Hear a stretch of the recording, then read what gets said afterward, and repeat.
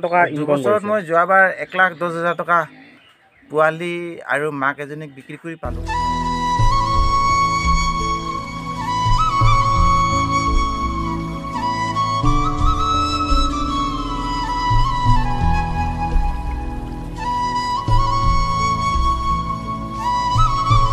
নমস্কাৰ বন্ধু বান্ধৱী সকলোকে পুনৰবাৰ স্বাগতম জনাইছোঁ আমাৰ নতুন এটা ভিডিঅ'লৈ। আৰু মই আজি উপস্থিত হৈছোঁহি নগাঁও ডিষ্ট্ৰিক্টৰ শ্ৰীমলা নামৰ এখন গাঁৱত। আৰু এই গাঁৱৰ এজন মানুহে কেনেদৰে এখন গাহৰি ফাৰ্ম খুলিছে আৰু কিমান টকা ইনভেষ্ট কৰিছিলে, কিমান টকা উপাৰ্জন কৰিছিলে, সকলোখিনি এই ভিডিঅ'টোত ষ্টেপ বাই ষ্টেপ আপোনালোকক জনাই যাম।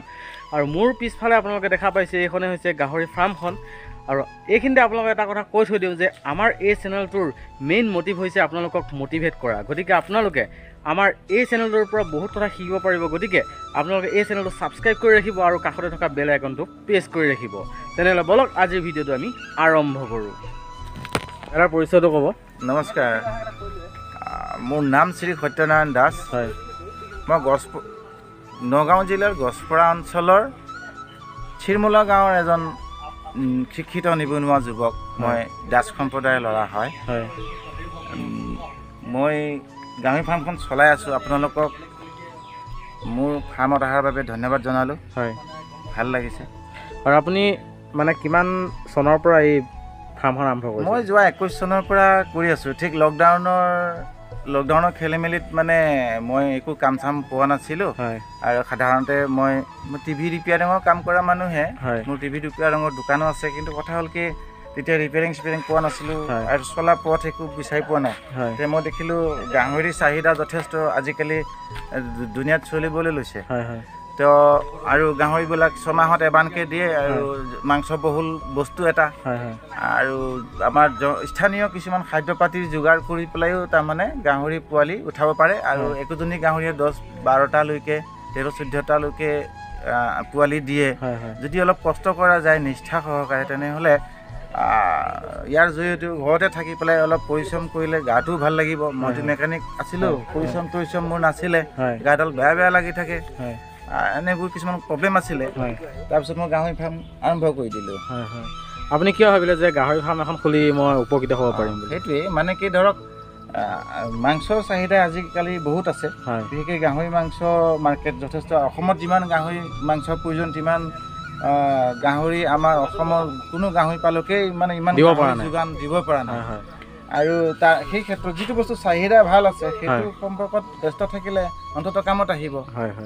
আৰু আপুনি কিমান টকাৰ পৰা এই ফাৰ্মখন আৰম্ভ কৰিছিল? মই সচৰাচৰ পইচা তেনেকৈ হাতত নাছিলে। বন্ধন বেংকৰ পৰা লোন এটা লৈ পেলাই কিছু পইচা আছিলে, তাৰে দি পেলাই 3জনী গাহৰি ধৰক আপোনাৰ প্ৰায় 20,000 মান টকা খৰচ কৰি পেলাই 20-25,000 মান টকা খৰচ কৰি ষ্টাৰ্ট কৰিছিলোঁ। আৰু তেতিয়া আপুনি কেইটা কেবিন বনাইছিলে? তেতিয়া মই মাত্ৰ 3টা গাহৰিৰ পৰা ষ্টাৰ্ট কৰিছিলোঁ। আৰু আপোনাৰ কোনো ফাৰ্ম চাৰ্ম বনাব পৰা নাছিলোঁ। মানে কিবা গঁৰাল টাইপত দি পেলাই ইফালে সিফালে বান্ধি কৰি ৰাখি হ'লেও নিজে খুবেই কষ্ট পাইছিলোঁ আৰু লেতেৰা হয়। এতিয়া ফাৰ্ম হৈছে, চাফ চিকুণ কৰিব পাৰি, সহজ হৈছে ঠাইখিনি। আৰু তেতিয়া আপুনি মানে এটা গঁৰালত আৰম্ভ কৰিছিলে? গঁৰালটো স্কুৱাৰ টাইপত মই বাঁহৰ কামি দি পেলাই বনোৱা খুব ডাঠ বেৰ আছিলে। এতিয়া সেইবোৰ বেৰ জমা আছে।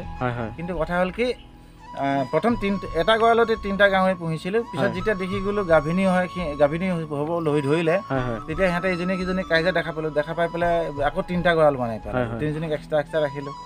সেই ধৰণে ঠাণ্ডা দিন আছিলে, গাহৰি পোৱালিখিনি জগিলে। আৰু সেই গাহৰি পোৱালিবিলাক 5,000, 4,800, 4,500 এনেকৈ 19টা গাহৰি পোৱালি বিক্ৰী কৰিলোঁ 3জনীৰ পৰা। বিক্ৰী কৰি পেলাই কিছু টকা 50,000 মান গৈছে এইটো ফাউণ্ডেশ্যনটো বনাওঁতে। ফাৰ্মখন আৰম্ভ কৰিলোঁ। এতিয়াও বনাই শেষ হোৱা নাই। কোনোটো চৰকাৰী সা সুবিধা আমি নাপাওঁ। নিজ পৰিশ্ৰমে হাতে কামে যিখিনি কৰিব পাৰোঁ সেইখিনিকে কৰি পেলাই বস্তুখিনি আগুৱাই নি আছোঁ। আৰু এতিয়া বৰ্তমান আপোনাৰ গাহৰি কেইটা আছে? বৰ্তমান গাহৰি মোৰ 6টা আছে। কিছুদিনৰ আগত আৰু আছিলে, বিক্ৰী কৰিলোঁ প্ৰয়োজন সাপেক্ষে। ঘৰটো চলাব লাগিব, কেৱল গাহৰি পুহি থাকিলেও নহ'ব। এতিয়া আপোনাৰ নেক্সট প্লেনিং কি? নেক্সট প্লেনিং মই ফাৰ্মখনত গাহৰি সৰহ কৰিম। মই এই ব্যৱস্থাটো বেয়া দেখা নাই, ভাল পাইছোঁ।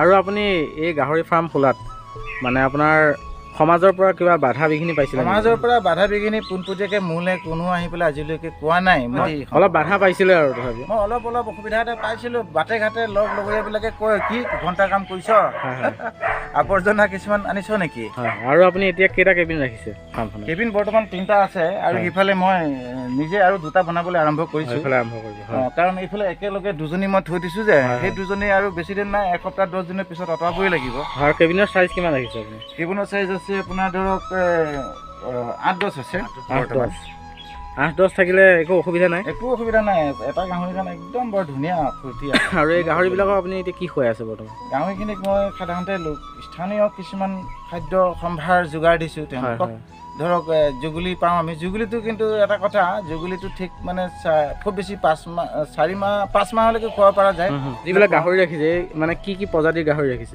কি প্ৰজাতি বুলি ক'ব যাওঁতে ধৰক এয়া একে চমুকে ক'লে ক্ৰছ বিটৰে হয় এইবিলাকৰ সম্পূৰ্ণ এটা নিৰ্দিষ্ট জাত নাই কিন্তু ভাল এইবিলাক মানে বেমাৰ আজাৰ খুব কম থাকে যিকোনো মানে নেচাৰেল পৰিৱেশৰ লগত এডজাষ্ট হ'ব পাৰে ক্ৰছ বিট ৰাখিছে আৰু ক্ৰছ বিট হয় হেমচিয়াৰ ক্ৰছ আছে অষ্ট্ৰেলিয়ান ক্ৰছ আছে তেনেকুৱা মানে হাইব্ৰিডৰ এজনীও আছে সেইটো পোৱালিবিলাক গ্ৰোথ চব ভালে আহে একো প্ৰব্লেম অহা নাই মই যিটো আন্দাজ কৰিছোঁ মোৰ তাত 4 মাহৰ পোৱালি আছে 1 মাহতো 7 কেজি 8 কেজি আহিব লাগে বুলি ক'লে আমি কিতাপে পত্ৰ বা ইউটিউবত আমি পাই থাকোঁ কিন্তু মোৰ গাহৰিখিনিতো তেনেকৈ আহিছে মোৰ একো প্ৰব্লেম দেখা আৰু ধৰি লওক নিবনুৱা যুৱক যিবিলাক আছে এতিয়াও ধৰি লওক মানে ফাৰ্মিঙত গুৰুত্ব নিদিয়ে আপোনালোক সেইবিলাকক কি ক'ব তেওঁলোকক মই আহ্বান জনাইছোঁ মই নিজে এটা বাৰ্তা হ'ব খুজি আছোঁ তেওঁলোকৰ কাৰণে মানে কি তেওঁলোকে আজি আমাৰ অসমখনৰ কিমান হাজাৰ ল'ৰা ছোৱালী বাহিৰত গৈছে লোকক মালিক বনাবলৈ তেওঁলোক চাকৰ হ'বলৈ গৈছে কি প্ৰয়োজন আছে নিজে মালিক হওক মই সৰু মৰুকে এটা মালিক হয় 10 টকাৰ হ'লেও মই নিজৰ এখন ফাৰ্মৰ মালিকটো নিজেই হ'ব শিকিব লাগে আৰু মালিক কৰিব দৰকাৰ নাই ধৰি লওক এতিয়া আপোনাৰ 2 বছৰ হৈছে আৰু 2 বছৰত আপুনি কিমান টকা ইনকম কৰিছে বছৰত মই যোৱাবাৰ 1,10,000 টকা পোৱালি আৰু মাক এজনীক বিক্ৰী কৰি পালোঁ 1,10,000 ভিতৰত মোৰ ইমানটো টকা খৰচা হোৱা নাছিলে মোৰ যথেষ্ট লাভ হৈছে আৰু এইটো লোকেল দানা খুৱাইছে আপুনি লোকেল দানাতে ইমানখিনি যদি মানে ধৰি লওক কিনা যদি খোৱালোঁ আৰু পালোঁ হয় পোৱালিবিলাকৰ গ্ৰোথ আৰু আহিলে তেনে 8,000লৈকে পোৱালি বিক্ৰী হয় মোৰতো 5,000 4,000 4,500 বিক্ৰী হৈছিলে আৰু আপোনাৰ এতিয়া কি ফাৰ্মত কি গাহৰি আছে বাৰু চাই লওক হয় এইটো কি জাতৰ এইটো অষ্ট্ৰেলিয়ান তাৰ মাক আৰু বাপেক হ'ল হেমচিয়া বৰ্তমান ইয়াক হেমচিয়া ইয়াৰ 2 মাহ জাষ্ট পাৰ হৈছে 2 মাহ লাথুৰা ভাল পোৱালি এইটো আমি জনাত ধুনীয়া পোৱালি আৰু এই দুটা এইজনী হ'ল হাইব্ৰিড তাই ঠাণ্ডা লগা আছে তাৰপিছত আপোনাৰ তাই অষ্ট্ৰেলিয়ান এইটো কিমান দিন হৈছে 1 বছৰ পাৰ হৈছে 1 বছৰ 3 মাহ 3.5 মাহ হৈছে গাভিনী পৰিছে নেকি গাভিনী পৰি আছে আৰু তাই ঠিক 1 মাহ আছে জগিবলৈ আৰু এইজনী জগিব হেৰি এই চলিত মাহৰ শেষৰ তাৰিখত 31 তাৰিখত জগিব এইজনী 114 দিনহে লাগে আমাৰ হিচাপ নিকাচ আছে এইবিলাক আৰু এইজনীও অষ্ট্ৰেলিয়ানে তাই প্ৰথম গাভিনী কৰিছে এতিয়া গাহৰিজনী বৰ মৰম লগা গাহৰি মোৰ বৰ ধেমেলীয়া অষ্ট্ৰেলিয়ান তাই প্ৰথম মানে গাভিনী পৰিছে তাই সেই জুনৰ ফাৰ্ষ্ট উইকতে জগিব এইবিলাক পোৱালি আজিলৈকে মই বৰ বেছি ঔষধ ব্যৱহাৰ নাই কৰা খালি দাদাক আজিলৈ ধন্যবাদ জনালোঁ আমাৰ চেনেলৰ পৰা আৰু দাদা আৰু আগুৱাই যাওক আজি ভিডিঅ'টো ইমানে সামৰিছোঁ ধন্যবাদ জয় অসম।